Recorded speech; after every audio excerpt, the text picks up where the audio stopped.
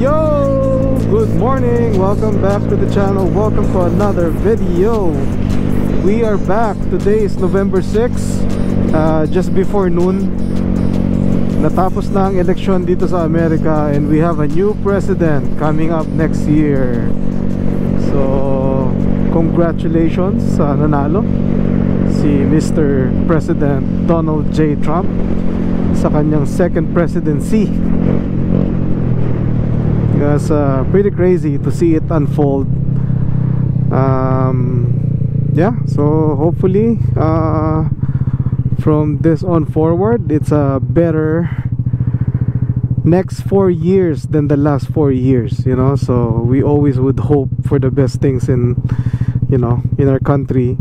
And yet, you know, sa Amerika, sobrang laki na impluwensya ng Amerika in the whole world, you know. So hopefully matapos ang gera and magkaroon tayo ng world peace. Yon. So anyway, we are heading back to Pogi's house sa kanyang Vespa Culture Shop. Itutuloy natin yung ginagawa kay GTV. Siya ang ating gamit today.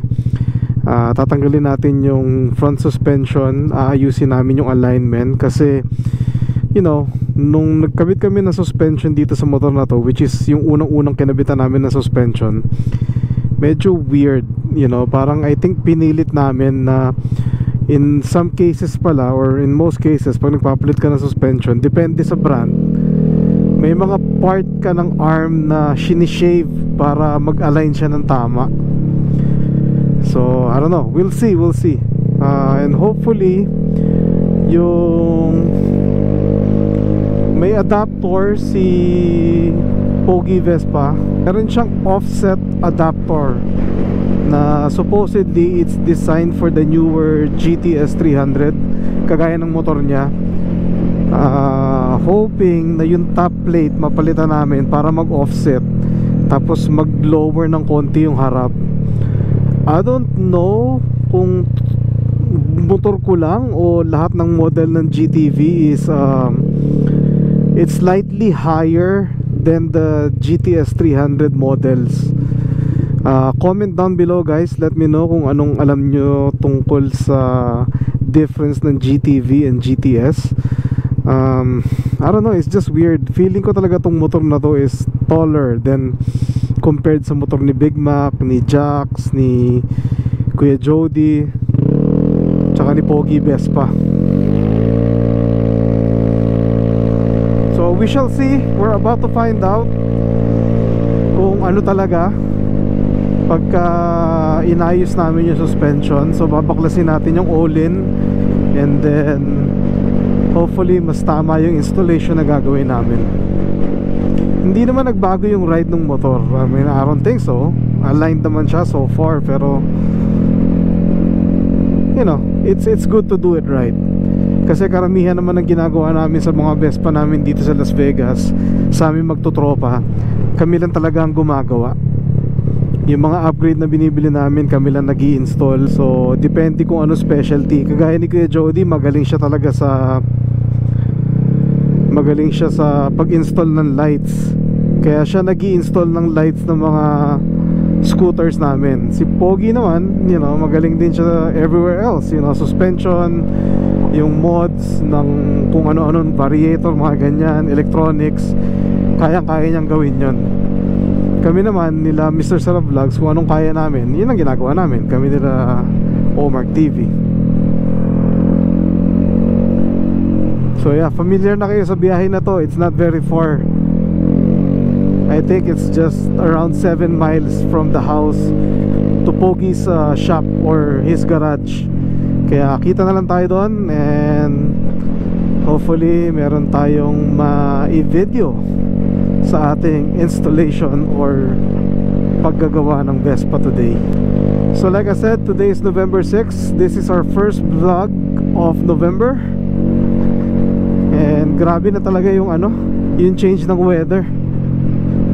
Parang ilang linggo lang yan na sobrang init, nasa 100s kami. Ngayon we're not even we're we're barely hitting 60s, you know, parang low 60s kami. And ang ano pa, windy pa niya. Sobrang hangin, kaya malamig. Mahirap din mag-ride. Yung transition siguro from hot to cold, medyo nag-a-adjust pa yung katawan namin, kaya sobrang lamig. Pero yung pinakamalamig talaga na buwan dito sa Las Vegas is between January to March. Yun talaga yung pinaka-solid na grabe yung lamig. Actually, pati yung ano nga, yung multistrada, hindi natin nagamit ang isang linggo. Hindi ako makapag-commute eh, kasi nabigla yung katawan ko sa lamig. And at least it's better than it's raining. Kagaya dyan sa Pilipinas, laging umuulan. So dito at least kailangan lang namin talaga magbalot, mag-leather, yung internals namin, kung anong pwede namin suotin. Kahit tong gloves na to, hindi na to muubra, naninigas na yung kamay mo sa loob. Alright, we'll see you guys when we get to Vespa Culture. Let's go!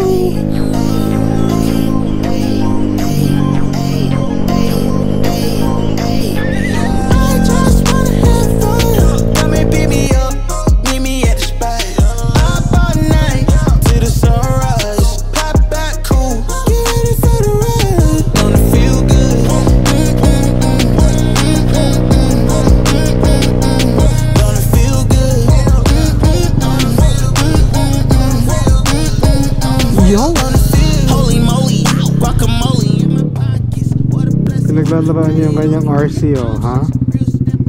Not starting? Kita nyo naman yung toy ni Pogi Vespa, oh, ha? That's a truck that can kill someone.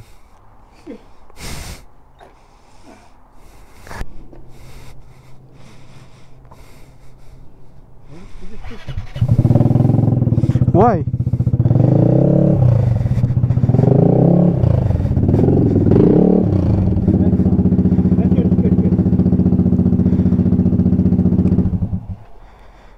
Vespa Culture Part 2.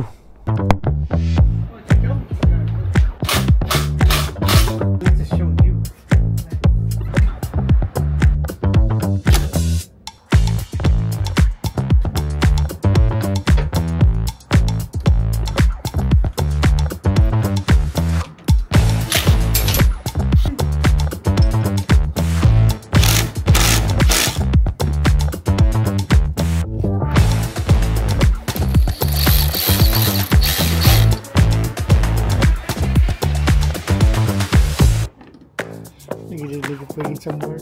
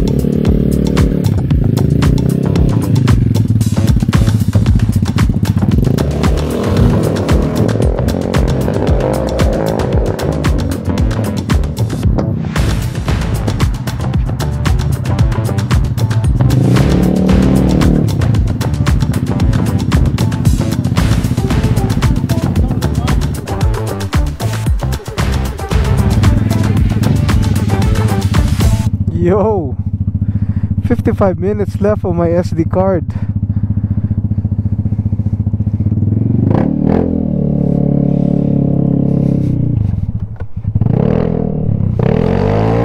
Okay, we are done. Tapos na ang ating pag-aayos. Mukha naman success. Hindi lang namin nakabit yung offset bracket kasi it's not designed for this bike.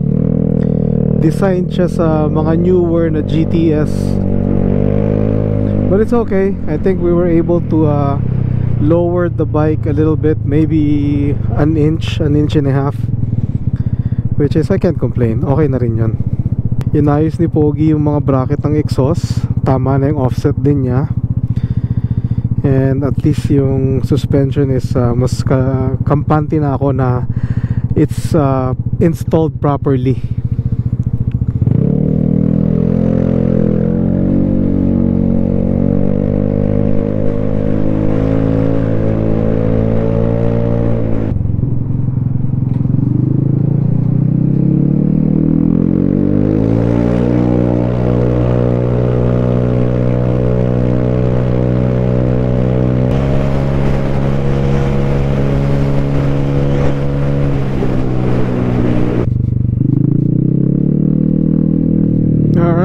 we are finally done. Tapos na ang ating second part of the Kalikot serye at the Vespa Culture Garage.